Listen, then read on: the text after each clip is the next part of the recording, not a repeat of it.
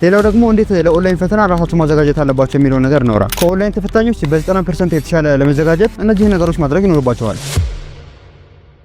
ከ2016 ማለትም ካለፈው ዓመት ጀምሮ ኢትዮጵያ ውስጥ የ12ኛ ክፍል ኢንተራንስ ፈተና ከወረቀት ባሻገር በኦንላይን መሰጠት እንደተጀመረ ታውቃላችሁ። እና እኛ ደግሞ ይህንን የኦንላይን ፈተና ለማስጀመር ኢትዮጵያ ውስጥ የመጀመሪያ ባሾች ነበረን። ነገር ግን ያለፈው ዓመት የእኛን ትምህርት ቤት ጨምሮ በጣም ብዙ ትምህርት ቤቶች በነበረው የኔትወርክና የዳታቤዝ ችግር ምክንያት ኦንላይን ሳያስፈትኑ ቀርተዋል። ነገር ግን ለአንድ ወር የሚሆን አካባቢ ተለማምደን ነበር። በዚህ ዓመት ደግሞ አንዳንድ ነገሮችን አሻሽለው ከአምናው በሚሻል ሁኔታ በዛ ያሉ ተማሪዎችን ኦንላይን ሊያስፈትኑ እንደሆነ የትምህርት ሚኒስቴር አሳውቆ ነበር። በዚህም ኦንላይን የሚፈተኑ የተወሰኑ ተማሪዎችን አነጋግሬ እንዲሁም እኔም ከነበረ ልምድ በመነሳት ስለ ኦንላይን ፈተናው እውነታው እንዲሁም ቻሌንጆቹ እንዲሁም ደግሞ እንዴት ለፈተናው መዘጋጀት እንደምትችሉ የሚያሳይ ቪዲዮ ይዤላችሁ ነው የመጣሁት። ከወዲሁ ሰብስክራይብ በማድረግ ቪዲዮን ጀምሩ። ኦንላይን ፈተና እንዴት ነው የሚሰራው ከሚለውን ጀምር። ያለፈው ዓመት የተወሰኑ ተማሪዎች አቅራቢያቸው በሚገኝ ዩኒቨርሲቲ እንዲሁም ደግሞ አንዳንድ ተማሪዎች በትምህርት ቤታቸው ነበር ፈተናውን የተለማመዱ የነበረው። እኔ ደግሞ ኦንላይን ትምህርት ቤት እንዲፈተኑ ከተደረጉ ተማሪዎች መሀል አንድ ነበርኩ። ግን ደግሞ የኛ ትምህርት ቤት በነበረው ዳታቤዝ እንዲሁም ደግሞ የኔትወርክ መቆራረጥ ምክንያት ፈተናው ዩኒቨርሲቲዎች ብቻ እንዲሰጥ ተደርጎ ነበር። በዚህ ዓመት ደግሞ ባለኝ መረጃ መሰረት አብዛኛው ተማሪዎች ዩኒቨርሲቲ እንደሚፈተኑ ነው መረጃ አለኝ ኦንላይን ማለት ነው። ምክንያቱም ዩኒቨርሲቲ ከትምህርት ቤት ትንሽ ያለ የዳታቤዝ እንዲሁም የኔትወርክ አቅርቦት ስላለው ማለት ነው። በግል ኮምፒውተር መፈተን ይችላል የሚለው አንዳንድ ግል ትምህርት ቤቶች እንደሚቻል ሰምቻለሁ። ግን ደግሞ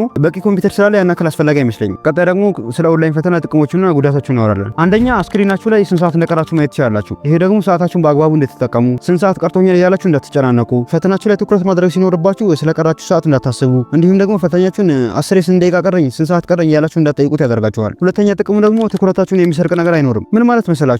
በወረቀት በምትፈተኑበት ሰዓት የተለያዩ ተማሪዎች ወይም ደግሞ ተፈታኞች አጠገባችሁ ያሉ ተፈታኞች ወረቀቱን በሚገልጡበት ሰዓት ምናምን የሚወጣ ድምጽ አለ። ኦንላይን ስትፈተኑ ይሄ የለም። በቃ ትኩረታችሁ ስክሪናችሁ ላይና ፈተናችሁ ላይ ብቻ ነው የሚሆነው። ሶስተኛ ጥቅሙ ደግሞ በቀላሉ ጥያቄዎችን ወደ ኋላና ወደፊት መመለስ ትችላላችሁ። የዚህ ጥቅሙ ደግሞ ሉክ 10 መግለጽ ሳይኖርባችሁ በአንድ ክሊክ ብቻ ወደፊትና ወደ ኋላ መመለስ እንድትችሉ ያደርጋችኋል። እንዲሁም ደግሞ ያልሰራችሁ ጥያቄ ካለ ሰብሚት ማድረግ አትችሉም። ማለትም ያልሰራችሁ ጥያቄ አለ ብሎ በምልክት ታሳያችኋል። ያንን ጥያቄ ትሰሩታላችሁ ማለት ነው። ይሄም በወረቀት ላይ ቼክ ላታደርጉ ትችላላችሁ። ያልሰራችሁ የዘላላችሁ ጥያቄ ይሆን ይችላል። በኦንላይን ስትፈተኑ ግን እንደዚህ አይነት ነገሮች አይኖሩም። ይሄም አንድ ትልቅ ጥቅሙ ነው። አሁን ደግሞ እስቲ ትንሽ ደካማ ጎኖችን እንመልከት። ምናልባት በአሁኑ ሰዓት አለ ብዬ አላስብም። ግን ደግሞ ኮምፒውተር መጠቀም ልምድ የሌለው ተማሪ ወይም ደግሞ ተፈታኝ ካለ ትንሽ ሊከብደው ይችላል። ግን ይሄ አብዛኛው ተፈታኞች ላይ አይመለከትም። ሁለተኛ ክፍተቱ ደግሞ ድንገት ኮምፒውተሩ ስታክ ቢያደርግ ወይም ደግሞ ግሊች ቢያደርግ ለፈተና ያላችሁን ትኩረት ሙሉ በሙሉ ሊሰርቅባችሁ ይችላል። ሶስተኛ ደግሞ ለተፈታኞች ማትስ ወረቀት ላይ መስራት የለመደ ተማሪ ከሆነ ምናልባት በኮምፒውተር ሲሆን ትንሽ ሊከብደው ይችላል። ሌላው ስለ ኦንላይን ፈተና ስናሰብ የሚመጣው ነገር ስለ ኮረጃ ነው። ማለት ያው እንደ ኮረጅ ኮዶችን ይውሉታል ወይም ደግሞ አንድ ተማሪና አጠገብ ያለ ተማሪ ኮዶቹ ላይ ገናኝ ይችላል። ጥያቄ ተመሳሳይ ቢሆንም ማለት ነው። እንዲሁም ደግሞ አንዳንድ የኦንላይን ተፈታኝ ተማሪዎች እንደነገሩኝ ከሆነ መኮረጅ ቀላል እንደሆነ ያን ያክል ቁጥጥር እንደማይደረግ ምናምን ነገር ነግሮኛል። ነገር ግን ይሄ ማለት ዋና ፈተና ላይም እንደዚህ ይሆናል ማለት አይደለም። ምክንያቱም ይሄ ልምምድ ነው። ለዚህ ይሆናል ይችላል። ከዚህ ባለፈ ደግሞ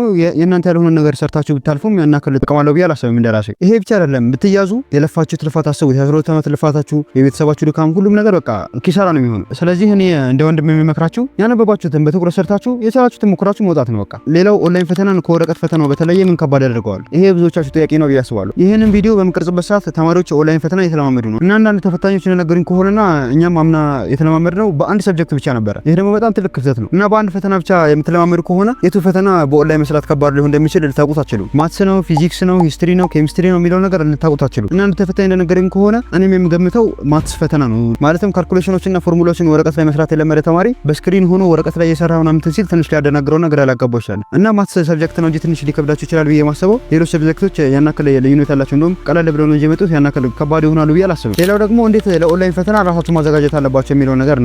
ከኦንላይን ተፈታኞች በ90% የተሻለ ለመዘጋጀት እነዚህ ነገሮች ማድረግ ይኖርባቸዋል። የመጀመሪያው በስልክ ሳይሆን ከቻላችሁ በኮምፒውተር ተለማመዱ። ሁለተኛው ደግሞ ከቤታችሁ ሆናችሁ ሞክ ኤግዛሞችን ውሰዱ። ለምሳሌ እንደ ካህን አካዳሚ፣ ትዊዝሌት ወይም ደግሞ ማንኛውም ኦንላይን ሞክ ፈተናዎችን ኦንላይን የሚሰጡ ዌብሳይቶች ላይ መግባት በደንብ መለማመድ ይኖርባቸዋል። ይህም ደግሞ ዋና ፈተና ላይ ስትገቡ ሰዓታችሁን በአግባቡ እንድትጠቀሙና አዲስ እንዳይሆንባቸው ያደርጋል። ሶስተኛው ደግሞ በፍጥነት ስክሮል ማድረግ፣ ክሊክ ማድረግ እንዲሁም ደግሞ የሰጣችሁትን መልስ ሁለት ጊዜ ወይም ደግሞ ደብል ቼክ ማድረግ ተለማመዱ። አራተኛው አይናችሁን ከጥያቄው ጋርና ከተሰጣችሁ ሰዓት ጋር እኩል ማስኬድን ተለማመዱ። አምስተኛውና ዋናው ነገር ደግሞ በቻላችሁት መጠን ፈተናውን በምትለማመዱበት ሰዓት ራሳችሁን ትክክለኛ ፈተናው ላይ ላላችሁ በማሰብ ራሳችሁን ጫና እስከታችሁ ተለማመዱ። ከዚህ ባለፈ ደግሞ ለኦንላይን ተፈታኞች የሚሰማኝ ወይም ደግሞ የኔ ምክር ላስተላልፍላችሁ። ያው ሁላችንም እንደምናውቀው ኦንላይን ፈተና ከተጀመረ ገና 2 ዓመት ስለሆነ ፈተናው ላይ በምትገቡበት ሰዓት ምን ሊያጋጥማችሁ እንደሚችል አብዛኛው ሰው አያውቅም። ነገር ግን ራሳችሁን ከፈተናው ዌብሳይት ጋር ወይም ደግሞ ከተለያዩ ሞክ ፈተናዎች ጋር ራሳችሁን በደንብ ባለማመዳችሁ ቁጥር ሰዓታችሁን እንዴት መጠቀም እንዳለባችሁ ባወቃችሁ ቁጥር እንዲሁም ደግሞ የኦንላይን ተፈታኝ ማይንድሴት በገነባችሁ ቁጥር በዋናው የፈተናው ቀን ላይ ከሌሎች ተፈታኞች በተሻለ ያለ መደናገጥ እንዲሁም ደግሞ አሪፍ ውጤት የማምጣት እድል ይኖራቸዋል። ይሄ ማለት አዲስ ከሚፈጠሩ ነገሮች ጋር ራሳችሁን ራሱን በፍጥነትና በእርጋታ ማለማመድ የበለጠ ውጤታማ እንድትሆኑ ያደርጋችኋል። ስለዚህ ደጋግማችሁ ተለማመዱ። ዲስትራክት የሚያደርጓችሁ ነገሮች እንደ ሶሻል ሚዲያ አይነቶችን አስወግዱ። ዋናው ነገር ግን ፈተናው ኦንላይን ስለሆነ ብቻ ወድቃለሁ የሚል ስጋት ውስጥ እንዳትገቡ። ፈተናው ኦንላይን በመሆኑ ጊዜ ወስዶ ያነበበ ተማሪ ይበልጥ እንዲያልፍ ያደርገዋል እንጂ እንዲወድቅ ምክንያት በፍጹም ሊሆን አይችልም። በመጨረሻም ይሄ ቪዲዮ ጠቃሚ ነው ብላችሁ ካሰባችሁ ኦንላይን ላይ የሚፈተነው ጓደኛችሁ ሼር አድርጉለት። እንዲሁም ደግሞ ጥያቄ የሚሆንባችሁ ነገር ካለ ወይም ደግሞ ማንኛውም ነገር ኮሜንት ላይ ማስቀመጥ ትችላላችሁ እና ቀጣይ ሳምንት አሪፍ ቪዲዮ ይዤላችሁ እመጣለሁ። ከፈተና ጋር በተያያዘ ሰብስክራይብ አድርጋችሁ የደወል ምልክቱን ኦን ላይ በማድረግ ቪዲዮ እንደለቀቁ ቶሎ እንዲደርሳችሁ ማድረግ ትችላላችሁ። መልካም ጥናት ይሁንላችሁ።